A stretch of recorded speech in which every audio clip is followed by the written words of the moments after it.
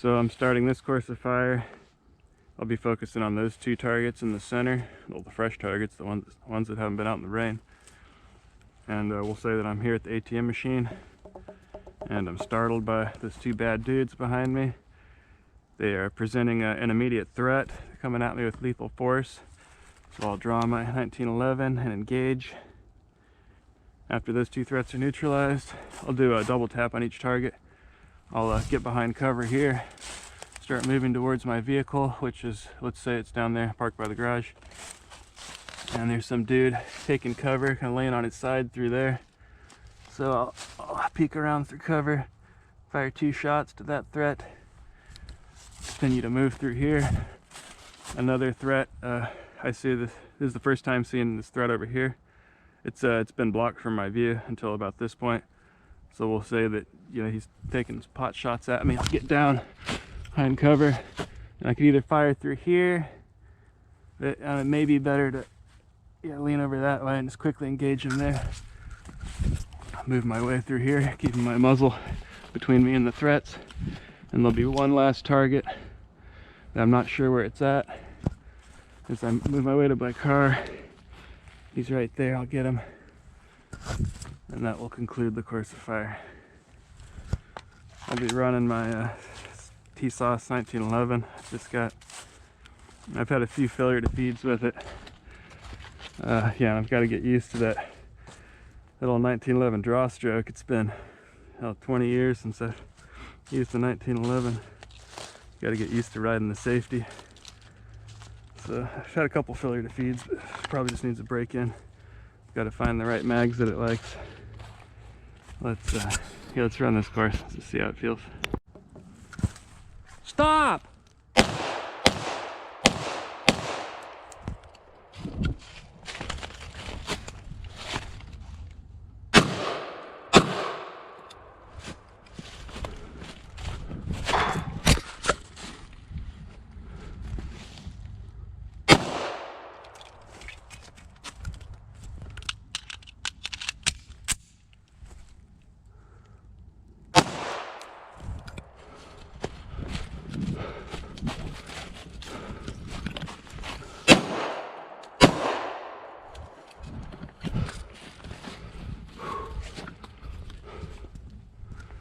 Not bad.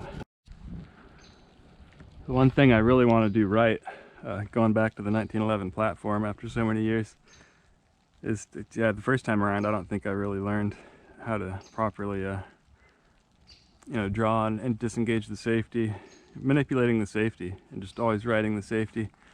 It's really the way the 1911 was designed. That's the way it needs to be handled. You always got to ride the safety. It's in a dire situation. If the safety's on, you're not going to have the fucking wherewithal to remove it with that adrenaline dump. So you want to make it second nature that you're always disengaging that safety as you come up to the threat. But then when you move, it's good to have the safety on when you're moving, of course when you're reholstering. But the draw stroke goes something like this: finger off the trigger, thumb high. It comes out of the holster like that with the thumb high, ready to disengage. And as I push towards the threat, I'll just come down on the safety and ride it the whole time I'm firing.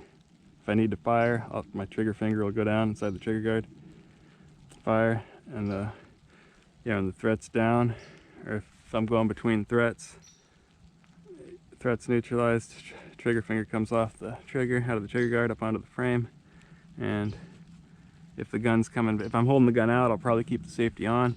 If the gun comes back into the low ready position, or if I'm about to move, I'll flip that safety back on. But I want to get in the habit of keeping my thumb high so it's always ready to get back on top of the safety. As I ran through that course just now, I noticed that as I was moving, I had my thumb underneath the safety.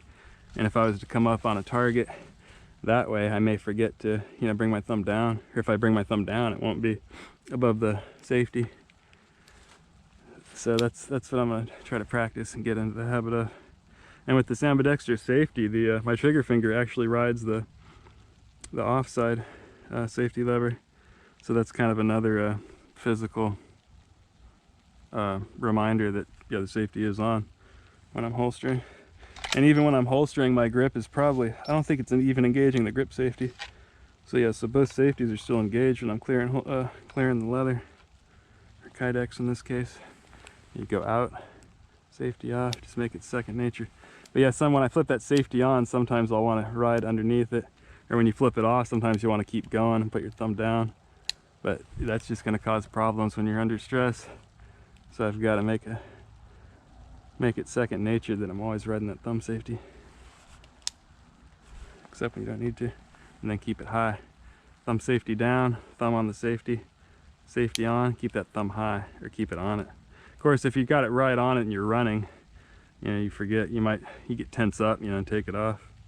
That's another reason you want to keep your trigger finger up on the frame too, because if you tense up under stress, you may squeeze it. If your finger's down here and you get startled, it's a natural response to, you know, make a fist. So you may, you know, get your finger in the trigger guard when you don't want to. So I'll ride my trigger finger up on the frame, slider the frame. That way, if you get startled, you know, you'll just squeeze the frame, not the trigger. So let's try running it again. I'll just mention that I'm just using however many rounds are in my magazine from the last run through.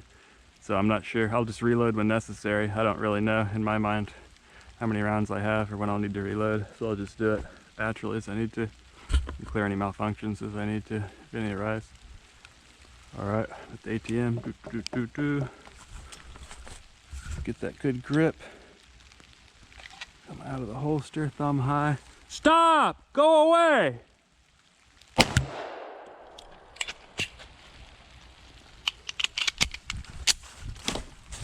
Should have been running the cover.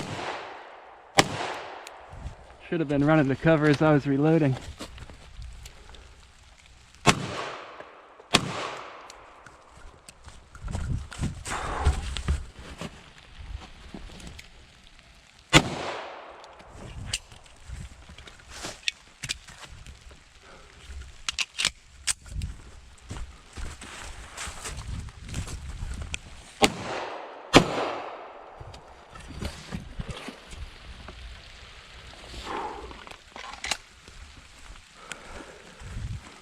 That was quick. That was pretty good.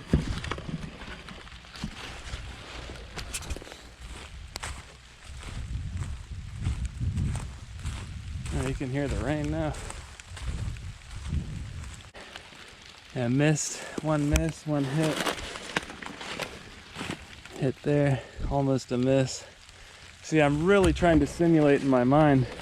I'm trying to create that stress and just that rush and that quickness of action. You know, I'm not thinking about slowing down at all. I missed that target completely. But you really get that, just kind of that visualization in your training. And it's real helpful than just standing on a square range, you know, punching holes in paper. Yeah, doing it this way, yeah, just kind of puts you into that tunnel vision mode. And I pulled out 2 empty mags.